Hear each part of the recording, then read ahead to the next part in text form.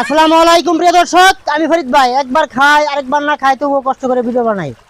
প্রিয় দর্শক, দেখতে পাচ্ছেন আমাদের শেরপুর জেলা উপজেলা নালিতাবাড়ি 12 নং কলসপাড় 1 নং ওয়ার্ড আমাদের বাড়ি। আমাদের এই রাস্তাটা সিঙ্গিমারি এবং সাতানি, এদিকে হচ্ছে কাশিমপুর বাজার, এদিকে তিরানি বাজার, আর এদিকে হচ্ছে গাজীরহাট বাজার সংলগ্ন। দেখতে পাচ্ছেন হাজার হাজার মানুষ এই রাস্তা দিয়ে চলাফেরা করে। ছোট ছোট বাচ্চারা স্কুলে যায়, মাদ্রাসা যায়। সামনে হচ্ছে গাজীরহাট বাজার একটা মসজিদ, মাদ্রাসা।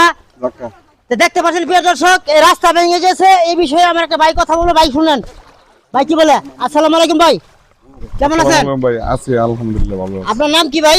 আমার নাম মুয়াজ্জেম। এই রাস্তাটা ভেঙে গেছে, কিছু বিষয়ে কথা বলেন। আমাদের রাস্তা ভাঙার কারণে পোলাপান স্কুলে যেতে পারে না, অনেক কষ্ট, মাদ্রাসা যেতে পারে না, বাজার ঘাটে যাওয়ার অসুবিধা।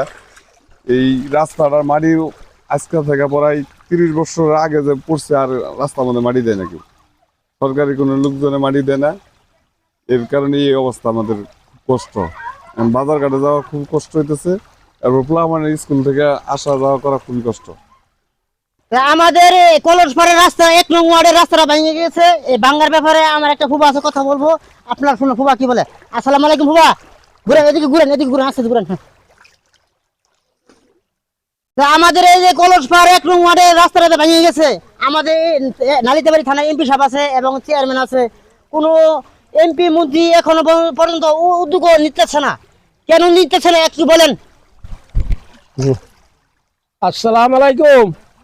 আমরা 1 নম্বর কলসপাড়বাসী 1 নম্বর ওয়ার্ডে থাকি। আমাদের কলসপাড় কোনো রাস্তাঘাটের কোনো যোগাযোগ নাই। কাশিমপুর থেকে এই মাদ্রাসা পর্যন্ত, দাখিল মাদ্রাসা পর্যন্ত, এই পর্যন্ত ছাত্রছাত্রী যাওয়ার অনেক কষ্ট, অনেক ব্যবহার সেবার আছে। কিন্তু এটার বিষয় আপনারা একটু লক্ষ্য করে চেষ্টা করে দেখবেন। হ্যাঁ, এই রাস্তাটা কী কারণে হয় না? আমরা কি এই দেশের বাসিন্দার না? আমরা চলাফেরা পাই নাকি?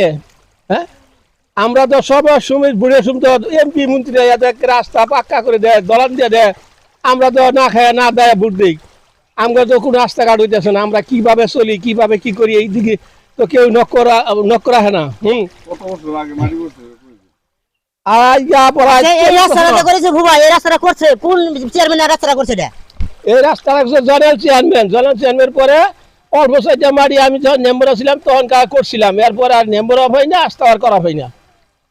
দয়া করে এমপি সাহেবের কাছে আমগর অনুরোধ যে এইভাবে রাস্তাটা যাতে আমগর হয়ে যায় এই তারিখে।